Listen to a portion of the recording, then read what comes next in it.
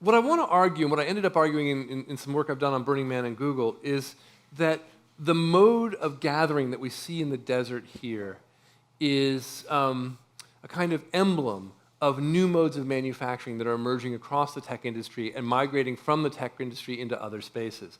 Let me take it a little bit slowly. In the 19th century, Max Weber talked about the Protestant ethic and how it shaped industrial production. I want to argue that Burning Man is to contemporary new media production what the Protestant Church was to industrial production in the 19th century. If you lived in Pittsburgh in the 19th century, you would go to church with your other factory mates, your steel mill mates. The executives would sit up front, middle management would be right behind them, and you, the workers, would be in the way back. Here at Burning Man, if you've been, wait, a quick check, how many have actually been to the playa?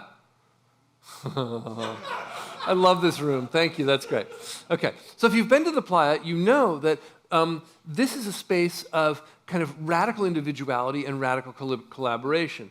People go to the playa, they buy a ticket, they leave their money ostensibly mostly behind, they drive out, and they work on art projects together. They work collaboratively. And when they get out there, they're extraordinarily visible to one another. They can see one another, they can make art. It's a weirdly individuated and collective place. It's a place where you can build new social networks and new technological goods at the same time. It is in many ways, I would argue, a model of a project-based technology-centered economy. But it's done in a spiritual idiom. It's a place to practice the deepest values on which the engineering culture of Google depends. And it's partly for that reason that things like whole earth emblems and whole earth ideology recur in a place like Facebook, which is otherwise a company devoted to profiting from mass surveillance.